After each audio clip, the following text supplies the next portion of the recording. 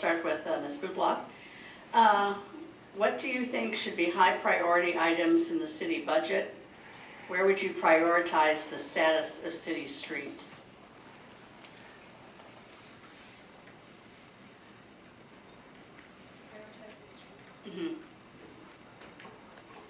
General priorities in the budget and then prioritize streets. Right now, as far as the budget goes, we go back to what taxes were historically for, and that was for fire, police, and water. Firemen need water to put the fires out. So we have to work within the basic means of existence.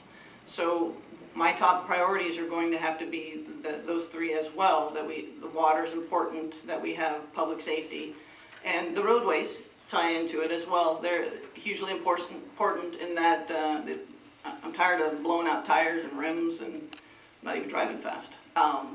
It's unfortunate that we have certain areas where I live that they actually, every 7 years you get your slurry seal and things of that nature, and others don't. And we have to find a way that we can do it so that every area gets cycled in, so that we don't have certain roadways that are just disastrous and you avoid them at all cost, or you have to pull way to the curb.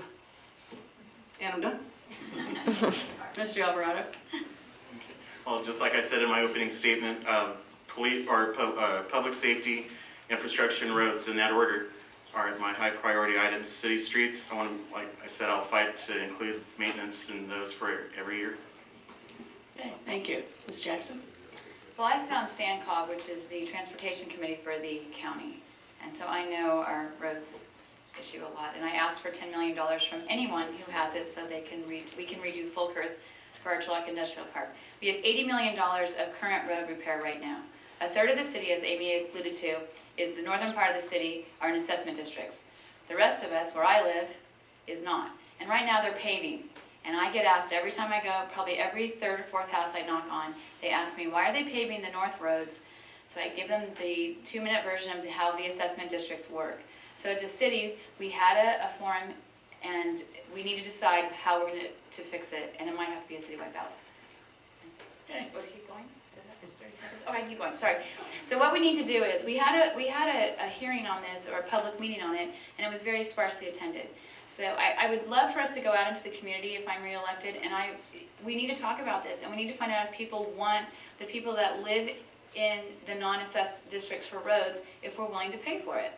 And it's very hard because you have the poor neighborhoods or the roads that are really damaged. And so there is good news. Monte Vista is going to get paved next spring.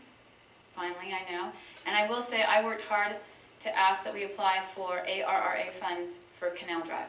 That was $2 million just for Canal. Thank you. Mr. Nascimento? Thank you. I think the question was about prioritizing city. Prioritizing the city budget, and then where in that would roads be in your priorities? Well, I think in terms of the city budget, we've obviously made public safety a priority. 80% of our roughly 80% of our general fund budget is dedicated to public safety, and I think that we would all agree that the basic fundamental responsibility of government is to keep its citizens safe, and so I think we need to continue to make public safety a priority. In terms of where roads and infrastructure fit into that, I think, Mary's say that she hears a lot of folks talking about roads, and I'm talking to people.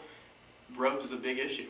People are very concerned about the condition of our roads and how they continue to deteriorate. Everybody knows it becomes incredibly more expensive to repair those roads once they've deteriorated past a certain point. One of the things that the council has discussed is the potential of a parcel tax to basically replicate some of the same funding mechanisms that exist in North Turlock.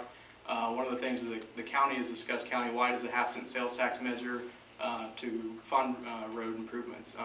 I think that's something that we'll probably see come back, and if we have a dedicated funding source like a half-cent sales tax measure, I think would go a long way to alleviate a lot of these problems.